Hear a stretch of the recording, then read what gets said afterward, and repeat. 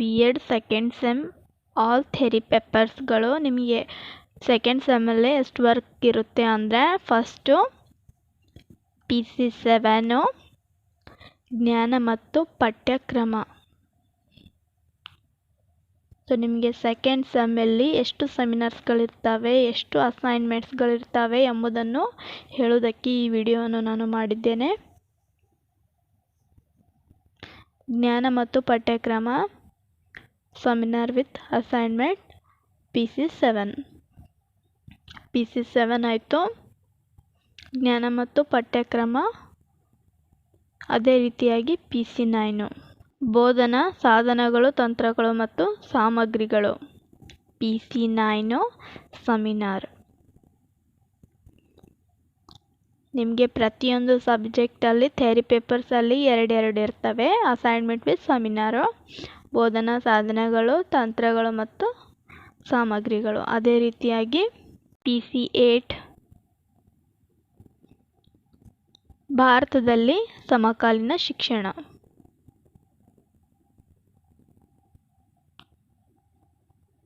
ಭಾರತದಲ್ಲಿ ಸಮಕಾಲೀನ ಶಿಕ್ಷಣ PC8 ಸೆಮಿನಾರ್ ವಿತ್ ಅಸೈನ್ಮೆಂಟ್.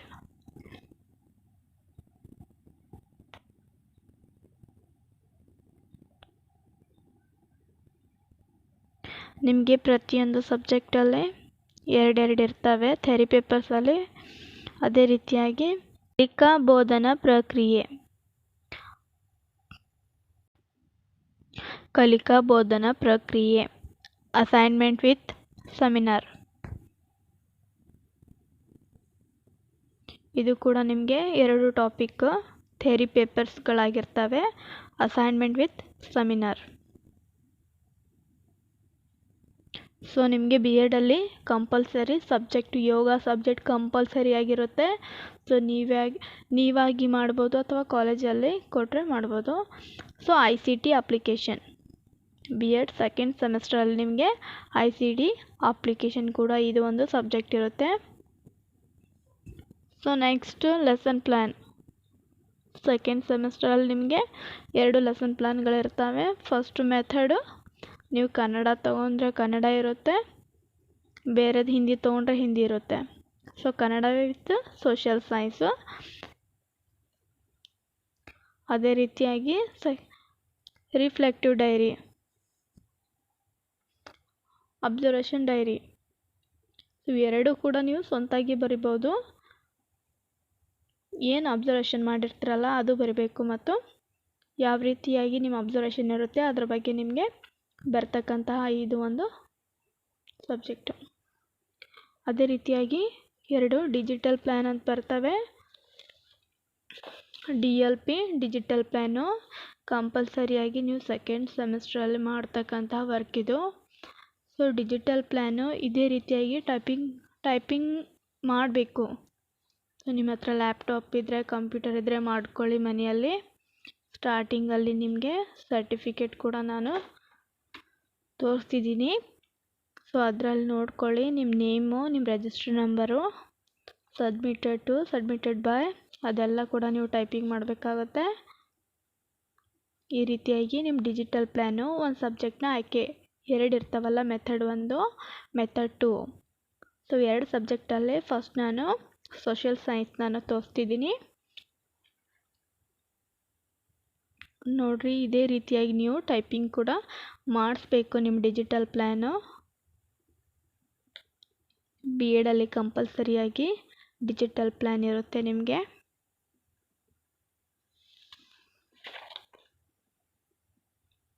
ಈ ರೀತಿಯಾಗಿ ನೀವು ಡಿಜಿಟಲ್ ಪ್ಲ್ಯಾನ್ ಇಷ್ಟೊಂದು ಪೇಜ್ಗಳನ್ನು ನೀವು ಟೈಪಿಂಗ್ ಕೂಡ ಮಾಡಬೇಕು. ಒಂದು ಸಬ್ಜೆಕ್ಟ್ನ ಆಯ್ಕೆ ಮಾಡ್ಕೊಳ್ಳಿ, 2 ಪಾಠಗಳನ್ನು ಆಯ್ಕೆ ಮಾಡಿಕೊಂಡು ನೀವು ಸ್ವಂತಾಗಿ ಮಾಡ್ತಕ್ಕಂಥ ವಿಷಯವಾಗಿದ್ದಿದ್ದು.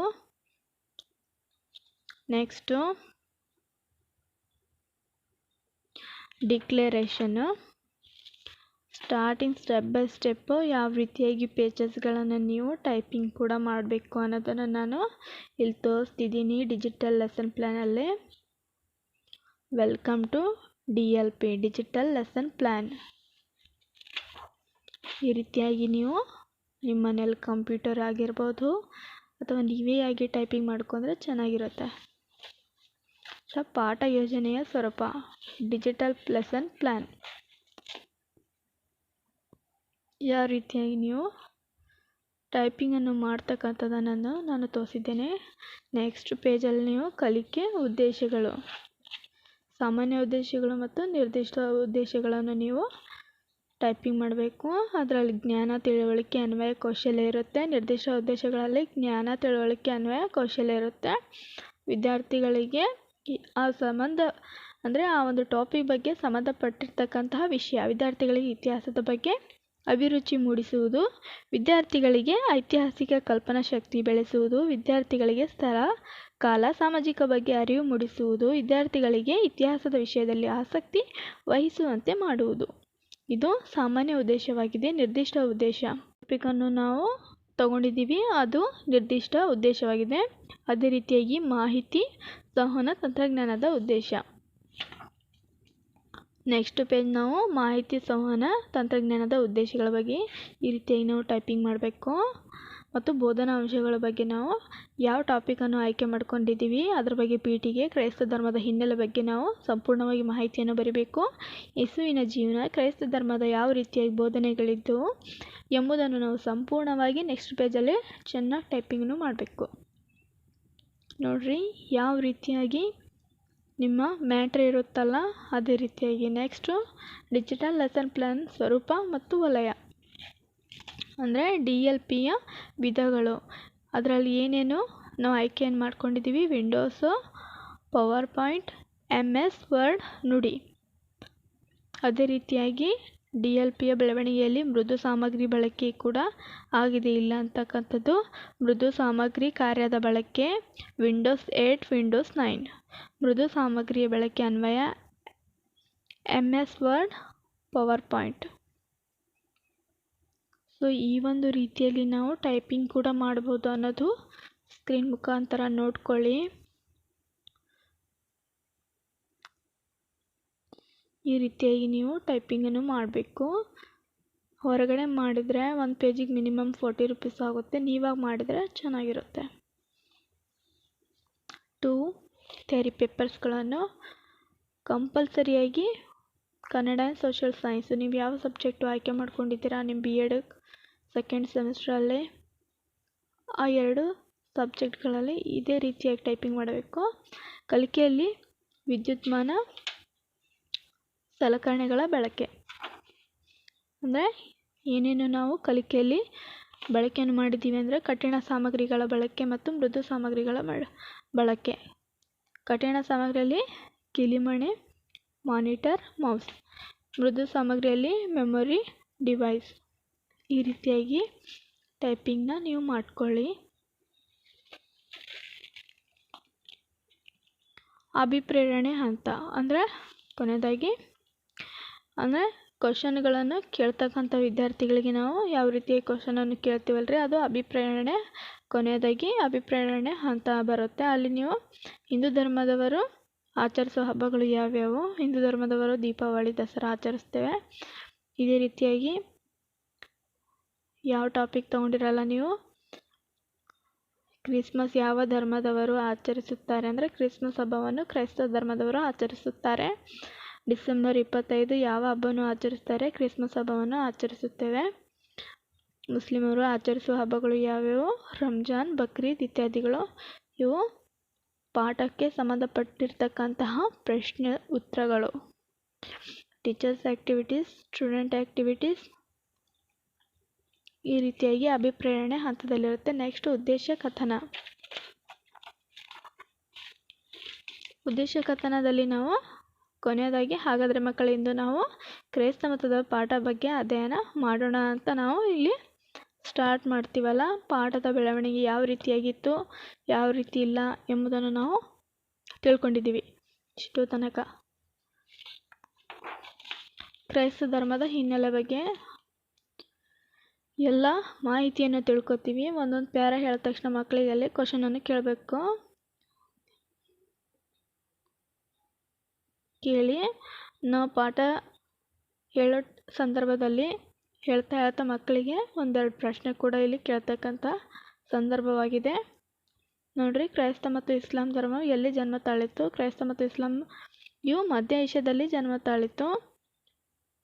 ಕ್ರೈಸ್ತ ಮತದವರೆಗೆ ಮೂಲಭೂತ ಯಾವುದು? ಕ್ರೈಸ್ತ ಮತ್ತು ಇಸ್ಲಾಂ ಧರ್ಮವರೇ ಮೂಲ. ಈ ಒಂದು ಕ್ರೈಸ್ತ ಮತದ ಹಿನ್ನೆಲೆ ಕೂಡ ನಾವು ಇಲ್ಲಿ ನೋಡ್ತಕ್ಕಂಥದ್ದಾಗಿದೆ, ಯೇಸುವಿನ ಒಂದು ಭಾವಚಿತ್ರ ಮೇರೆಗೆ. ನೆಕ್ಸ್ಟ್ ಅದೇ ರೀತಿಯಾಗಿ ಸಂಪೂರ್ಣ ಹಿನ್ನೆಲೆ, ಯೇಸುವಿನ ಜೀವನದ ಹಿನ್ನೆಲೆ, ಹಾಗೆ ನಾವು ನೆಕ್ಸ್ಟ್ ಪ್ಯಾರಾವನ್ನು ಕೂಡ ಇದೇ ರೀತಿಯಾಗಿ ಟೈಪಿಂಗ್ ಮಾಡ್ತಾ ಬರಬೇಕು. ನೆಕ್ಸ್ಟ್ ಮತ್ತೆ ಅವ್ರ ಹಿನ್ನೆಲೆಯನ್ನು ನೋಡ್ತಾ ಹೀಗೆ ಪ್ರಶ್ನೆಗಳನ್ನು ಕೇಳ್ತಾ ಯಾವ ರೀತಿಯಾಗಿ ನಾವು ಟೀಚನ್ನು ಮಾಡ್ತೀವಲ್ರಿ, ಅದೇ ರೀತಿಯಾಗಿ ಇಲ್ಲಿ ಒಂದು ಸಬ್ಜೆಕ್ಟನ್ನು ಇಲ್ಲಿ ಆಯ್ಕೆ ಮಾಡಿಕೊಂಡು, ಒಂದು ಪಾಠವನ್ನು ಆಯ್ಕೆ ಮಾಡ್ಕೊಂಡ ನಂತರ ಈ ರೀತಿಯಾಗಿ ನಾವು DLP ಪ್ಲ್ಯಾನನ್ನು, ಡಿಜಿಟಲ್ ಲೆಸನ್ ಪ್ಲ್ಯಾನನ್ನು ಮಾಡಿದ್ದೇವೆ. ಇದೇ ರೀತಿಯಾಗಿ ಸ್ಪಷ್ಟವಾಗಿ ನಿಮ್ಮ ಟೈಪಿಂಗ್ ಕೂಡ ಬರ್ತಕ್ಕಂಥದ್ದು. ಚೆನ್ನಾಗಿ ನೋಡ್ಕೊಳ್ಳಿ, ನಿಮ್ಮ ಫ್ರೆಂಡ್ಸಿಗೂ ಬೇಕಾದರೆ ಶೇರ್ ಮಾಡ್ಕೊಳ್ಳಿ, ನಿಮಗೂ ಕೂಡ ತುಂಬ ಇದು ಉಪಯೋಗವಾಗ್ತಕ್ಕಂಥದ್ದು. ಬಿ ಎಡ್ ಸ್ಟೂಡೆಂಟ್ ಅವರಿಗೆ ತುಂಬ ಹೆಲ್ಪ್ಫುಲ್ ವಿಡಿಯೋ ಆಗಿದೆ ಇದು. ಸೊ ಅದಕ್ಕೆ ಕೇರ್ಫುಲ್ಲಾಗಿ ನೋಡ್ಕೊಳ್ಳಿ. ನಿಮಗೆ ಹೆಲ್ಪ್ಫುಲ್ ಆಗ್ತಿದ್ರೆ ನೀವು ವಿಡಿಯೋನ ಉಪಯೋಗಿಸಿಕೊಳ್ಳಿ. ಯೇಸುವಿನ ಬಗ್ಗೆ ಸಂಪೂರ್ಣ ಮಾಹಿತಿ ಕೂಡ ಇದೆ ಇಲ್ಲಿ. ಲಾಸ್ಟಿಗೆ ನಾವು ಮೌಲ್ಯಮಾಪನ ಹಂತ ಕೂಡ ಬರುತ್ತೆ, ಇಲ್ಲಿಯವರೆಗೆ ಮುಕ್ತಾಯವಾಗುತ್ತೆ. ಸೊ ಇಲ್ಲಿ ಲಾಸ್ಟಿಗೆ ನಾವು ಬಿಟ್ಟ ಸ್ಥಳ ತುಂಬಿರಿ. ಸೊ ಕಾಮನಾಗಿ ನಾವು ಇಲ್ಲಿ ಟೀಚಿಂಗ್ ಮಾಡಿದ್ದೀವಿ ಅಂದರೆ ನಮ್ಗೆ ಗೊತ್ತೇ ಆಗ್ಬಿಡುತ್ತೆ ಮೌಲ್ಯಮಾಪನ ಹಂತ ಏನು, ಯಾವ ರೀತಿಯಾಗಿ ಮಾಡಬೇಕು ಅಂತ.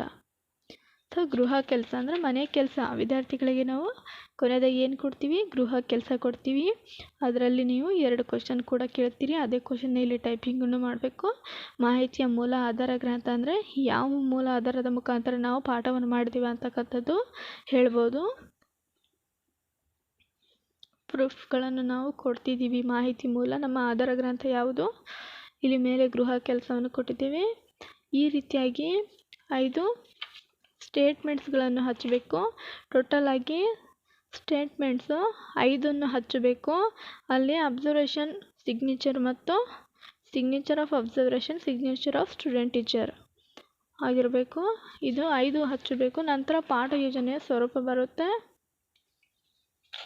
ಧನ್ಯವಾದಗಳನ್ನು ಹೇಳುತ್ತಾ, ಮಾಹಿತಿ ಸಂವಹನ ತಂತ್ರಜ್ಞಾನದ ಉದ್ದೇಶಗಳು, ಬೋಧನಾ ಅಂಶಗಳು, ಅದೇ ರೀತಿಯಾಗಿ ಕಂಟಿನ್ಯೂಸ್ ಸ್ಟೆಪ್ ಬೈ ಸ್ಟೆಪ್ DLPಯ ಸ್ವರೂಪ, DLPಯ ಬೆಳವಣಿಗೆಯ ಮೃದು ಸಾಮಗ್ರಿಯ ಬಳಕೆ ಯಾವ ರೀತಿಯಾಗಿತ್ತು ಎಂಬುದನ್ನು ಹೇಳಬೇಕು. ನಂತರ ಕಲಿಕೆಯಲ್ಲಿ ವಿದ್ಯುನ್ಮಾನ ಸಲಕರಣೆಗಳ ಬಳಕೆ ಯಾವ ರೀತಿಯಾಗಿತ್ತು ಅನ್ನೋದನ್ನು ಹೇಳಬೇಕು. ಕೊನೆಯದಾಗಿ ಬರ್ತಕ್ಕಂಥದ್ದು ನಮಗೆ ಏನಪ್ಪ ಅಂದರೆ, ಇವೆಲ್ಲಗಳನ್ನು ಮುಗಿಸಿದ ನಂತರ ನಮಗೆ ಅಭಿಪ್ರೇರಣೆ ಹಂತ ಬರುತ್ತೆ. So teacher activity, student activity ಯಾವ ರೀತಿಯಾಗಿ ಮಾಡಬೇಕು ಅನ್ನೋದನ್ನು ಅಭಿಪ್ರೇರಣೆ ಹಂತದಲ್ಲಿ ನಮಗೆ ಗೊತ್ತಾಗುತ್ತೆ. ಸೊ ಮಕ್ಕಳಿಗೆ ಇಲ್ಲಿಂದ ಏನು ಮಾಡಬೇಕು ಅಂದರೆ, ಅಭಿಪ್ರೇರಣೆ ಹಂತದಲ್ಲಿ ನಮಗೆ 4 ಪ್ರಶ್ನೆಯನ್ನು ಕೇಳಿದ ಮೇಲೆ ಪಾಠವನ್ನು ಸ್ಟಾರ್ಟ್ ಮಾಡಬೇಕು. ಅಂದರೆ ಉದ್ದೇಶ ಕಥನ ಯಾವ ರೀತಿಯಾಗಿತ್ತು? ಹಾಗಾದರೆ ಮಕ್ಕಳೇ, ಇಂದು ನಾವು ವಿಜಯನಗರ ಸಾಮ್ರಾಜ್ಯದ ಪಾಠದ ಬಗ್ಗೆ ಅಧ್ಯಯನವನ್ನು ಮಾಡೋಣ ಎಂದು ನಾವು ಮುಂದಿನ ಪಾಠವನ್ನು ಆಯ್ಕೆ ಮಾಡಿಕೊಂಡು ಸ್ಟಾರ್ಟ್ ಮಾಡಬೇಕು. ಅವರ ಬಾಯಿಂದೆ ಆ ಒಂದು ಪಾಠದ ಹೆಸರನ್ನು ಬರ್ತಕ್ಕಂಥ ಕೊನೆಯ ಪ್ರಶ್ನೆ ಇರಬೇಕು. ಸೊ ಇಲ್ಲಿ ಪೀಠಿಕೆಯನ್ನು ಹೇಳಬೇಕು. ಈ ಒಂದು ವಿಜಯನಗರ ಸಾಮ್ರಾಜ್ಯದ ಬಗ್ಗೆ 2ನೇ ಪಾಠವನ್ನು ಆಯ್ಕೆ ಮಾಡ್ಕೋಬೇಕು. ಡಿಜಿಟಲ್ ಪ್ಲ್ಯಾನಲ್ಲಿ ಟೋಟಲ್ ಆಗಿ 2 ಪಾಠವನ್ನು ಆಯ್ಕೆ ಮಾಡ್ಕೋದು. ಆ 2 ಪಾಠವನ್ನು ನಾವು ಡಿಜಿಟಲ್ ಲೆಸನ್ ಪ್ಲ್ಯಾನಲ್ಲಿ ಬರ್ತಕ್ಕಂಥದ್ದು.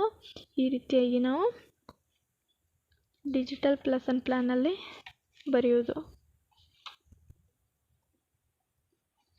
ಈ ರೀತಿಯಾಗಿ ನಿಮ್ಮ ಟೈಪಿಂಗು ಸ್ಟೆಪ್ ಬೈ ಸ್ಟೆಪ್ ಇರಬೇಕು.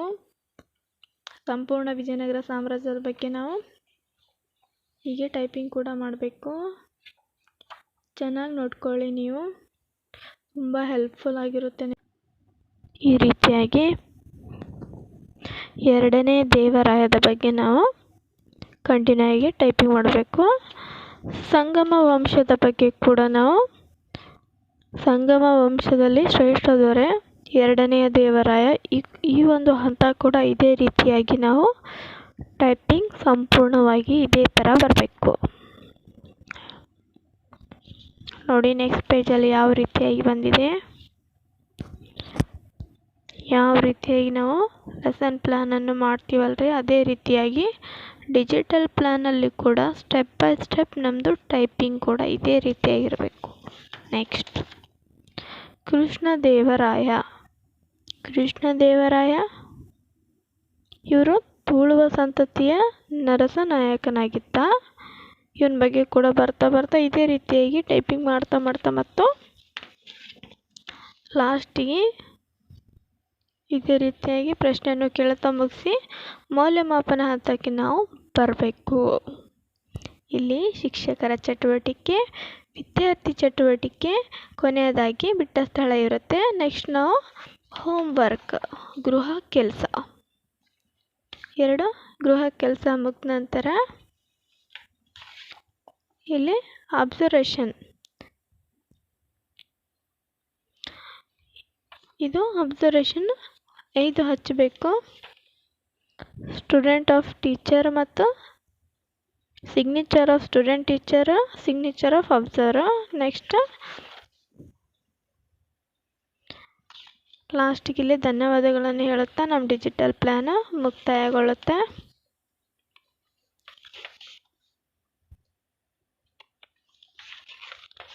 ಇಲ್ಲಿ ನಮ್ಮ ಡಿಜಿಟಲ್ ಪ್ಲ್ಯಾನು ಮೆಥಡ್ 1, ಮೆಥಡ್ 2 ಅಂದರೆ ಮುಕ್ತಾಯ. ನಂತರ ಪೇಂಟಿಂಗ್ ಅಂದರೆ ನಾವು 2 ಸಬ್ಜೆಕ್ಟು ಟೀಚಿಂಗ್ ಮಾಡ್ತೀವಲ್ರಿ, ಆ 2 ಸಬ್ಜೆಕ್ಟನ್ನು ಕನ್ನಡ ಅಥವಾ ಸೋಷಿಯಲ್ ಸೈನ್ಸ್ 2 ಇದ್ದರೆ 2 ಆಯ್ಕೆ ಮಾಡ್ಕೋತೀವಲ್ಲ ನಮ್ಮ ಬಿ ಎಡಕ್ಕೆ ನಾವು ಯಾವುದು ಟೀಚಿಂಗ್ ಮಾಡಬೇಕು ಅನ್ನೋ ಸಬ್ಜೆಕ್ಟು. ಆ ಒಂದು ಸಬ್ಜೆಕ್ಟ್ ತಕ್ಕಂತೆ ನಾವು ಇದೇ ರೀತಿಯಾಗಿ ಪೇಂಟಿಂಗನ್ನು ಯಾವ ರೀತಿಯಾಗಿ ಕ್ಲೀನಾಗಿ ಮಾಡಬೇಕು ಅಂದರೆ ಇಂಡೆಕ್ಸ್ ಟಾಪಿಕ್ ಇರುತ್ತಲ್ಲ ಅದು ಬರ್ಕೋಬೇಕು. ಫಸ್ಟು 8 ಪಾಠಗಳನ್ನು ನಾವು ಏನು ಟೀಚಿಂಗ್ ಮಾಡ್ತೀವಲ್ಲ ಅದೇ 8 ಪಾಠಕ್ಕೆ ಸಂಬಂಧಪಟ್ಟಿರ್ತಕ್ಕಂತಹ ಚಿತ್ರಗಳನ್ನು ಇಳಿಸ್ಬೇಕು. ಇವು 8 ಪಾಠಗಳ ಚಿತ್ರಗಳನ್ನು ನಾವು ಈ ರೀತಿಯಾಗಿ ಮೊದಲನೇ ಪೇಜಲ್ಲಿ ಈ ರೀತಿಯಾಗಿ ಇಂಡೆಕ್ಸ್ ಟಾಪಿಕ್ನ ಬರ್ಕೊಂಡ ನಂತರ ಈಜಿಪ್ಟಿನ ಪಿರಮಿಡು ನೋಡಿರಿ, ಈ ರೀತಿಯಾಗಿ ಪಿರಮಿಡ್ಗಳನ್ನು ಈ ಥರ ಇಳಿಸ್ಬೇಕು. ಆಧಾರಗಳು ಯಾವ ರೀತಿಯಾಗಿತ್ತು ಆಗಿನ ಕಾಲದಲ್ಲಿ ಎಂಬುದನ್ನು ಇಳಿಸ್ಬೇಕು. ನಂತರ ಚರ್ಚ್, ಆ ಒಂದು ಪಾಠಕ್ಕೆ ಸಂಬಂಧಪಟ್ಟಿರ್ತಕ್ಕಂತಹ ಒಂದು ಚಿತ್ರಗಳು, ಒಂದೊಂದು ಪಾಠಕ್ಕೆ 2 ಚಿತ್ರಗಳನ್ನು ನಾವು ಇಳಿಸ್ಬೇಕು. ಚರ್ಚು, ಯೇಸು ಕ್ರಿಸ್ತ ಶಿಲುಬೆಗೆ ಯಾವ ರೀತಿಯಾಗಿ ಏರಿಸಿದ ಎಂಬುದು ಇವರ ಭಾವಚಿತ್ರ ಇದೆ. ಮೆಕ್ಕಾ ನೋಡ್ರಿ, ಮೆಕ್ಕಾ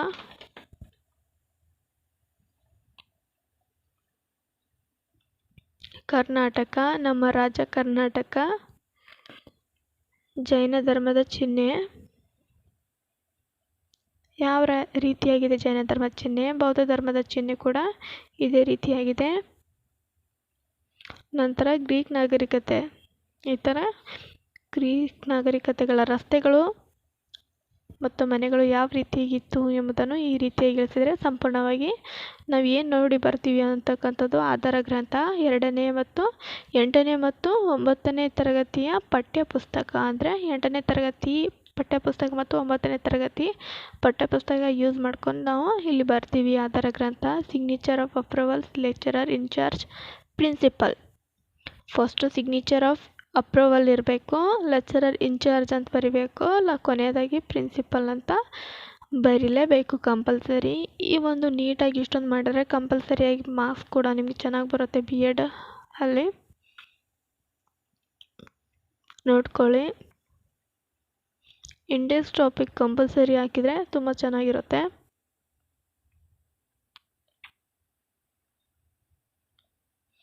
ನೆಕ್ಸ್ಟು ಕನ್ನಡ ಸಬ್ಜೆಕ್ಟು, ಅದು ಸೋಷಿಯಲ್ ಸೈನ್ಸ್ ಮುಗೀತು.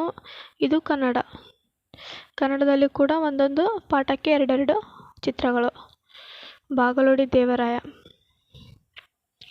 ಒಂದು ಕವಿದು ಪಾಠಕ್ಕೆ ಸಂಬಂಧಪಟ್ಟಿರ್ತಕ್ಕಂಥ ಅದೊಂದು, ಇದೊಂದು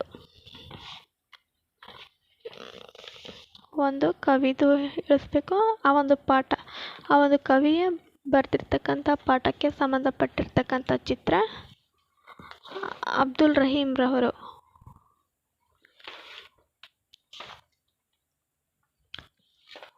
ಆ ಒಂದು ಕವಿಯ ಸ್ಟೋರಿ ಏನಿರ್ತದೆ ಅದು. ನಂತರ ಜನಪದ ಕಲೆಗಳ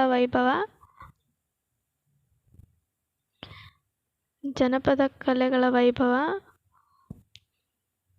ಅದಕ್ಕೆಷ್ಟು ಸಂಬಂಧಪಟ್ಟಿರ್ತಾವಲ್ರಿ, ಅದರ ಚಿತ್ರಗಳು ಎಷ್ಟಿರ್ತಾವ, ರಿಲೇಟೆಡ್ ಚಿತ್ರಗಳನ್ನು ನಾವು ಇಳಿಸ್ಬೇಕು. ಜನಪದ ಕಲೆಗಳ ವೈಭವ ಎಷ್ಟು ಸಾಧ್ಯವಾಗುತ್ತೋ ಅಷ್ಟು ಚಿತ್ರಗಳನ್ನು ಇಳಿಸ್ಬೋದು. ನಾವು ಮುಂದುವರೆದ ಹಂತವನ್ನು ತಗೊಂಡಿದ್ರೆ ಇಳಿಸ್ಬೋದು. ಆಹುತಿ, ಯುವರ್ ಅನಂತಮೂರ್ತಿ. ಅಮ್ಮ ಪಾಠಕ್ಕೆ ಸಂಬಂಧಪಟ್ಟಿರ್ತಕ್ಕಂಥದ್ದು ಇಳಿಸ್ಬೋದು. ಆ ಒಂದು ಸ್ಟೋರಿ ಕೂಡ ಅಮ್ಮ ಪಾಠದ ಸ್ಟೋರಿಗೆ ಸಂಬಂಧಪಟ್ಟಿರ್ತಕ್ಕಂಥ ಇದೊಂದು ಚಿತ್ರ, ಅದೊಂದು ಚಿತ್ರ. ನೆಕ್ಸ್ಟು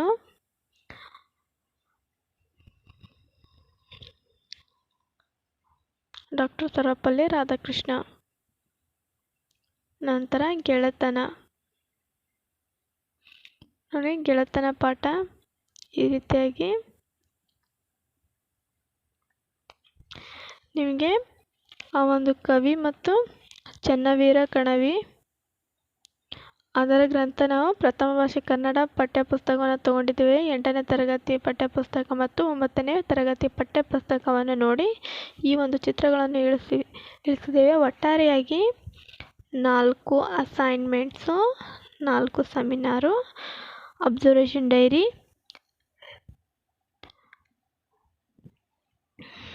ಮತ್ತು reflective diary, 2 lesson plan, method 1 Kannada, method 2 social science, next compulsory yoga, ICT application,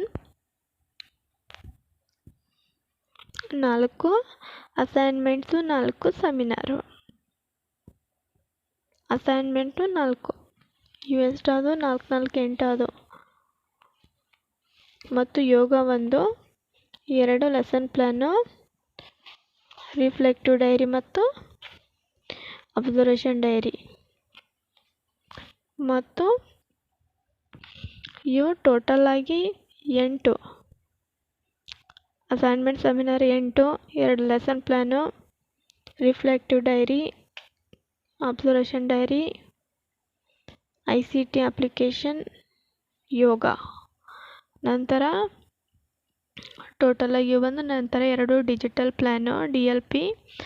ಅವನ್ನ ಚೆನ್ನಾಗಿ ಬೆಂಡಿಂಗ್ ಮಾಡಿಸಿ ಚೆನ್ನಾಗಿ ಟೈಪಿಂಗ್ ಮಾಡಿಸ್ಬೇಕು ಅವೆರಡು. ನಂತರ ಇವೆರಡು ಪೇಂಟಿಂಗ್, ಮೆಥಡ್ 1, ಮೆಥಡ್ 2. ನಾವು ಯಾವ ಸಬ್ಜೆಕ್ಟ್ ಆಯ್ಕೆ ಮಾಡ್ಕೊಂಡಿದ್ದೀವಿ? Method 1, method 2 painting.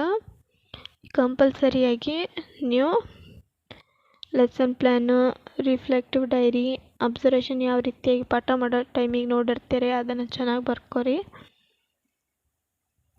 ಯೋಗ, ICT application, 4 assignment, 4 seminar, compulsory B.Ed second ಸೆಮಿಸ್ಟ್ರಲ್ಲಿ ನಿಮಗೆ ಬರ್ತಕ್ಕಂತಹ ಒಂದು ವರ್ಕ್ ಆಗಿದೆ. ಸೊ ನೀವು ತಿಳ್ಕೊಂಡ್ರೆ ತುಂಬ ಉಪಯೋಗ ಆಗುತ್ತೆ. ಕಾಲೇಜಲ್ಲಿ ಒಂದೊಂದು ವರ್ಕ್ ಹೇಳ್ತಾರೆ. ನಾನು ಸಂಪೂರ್ಣವಾಗಿ ಸೆಕೆಂಡ್ ಸೆಮಿಸ್ಟರ್ ವರ್ಕ್ನ ಹೇಳಿದ್ದೀನಿ ನಿಮಗೆ.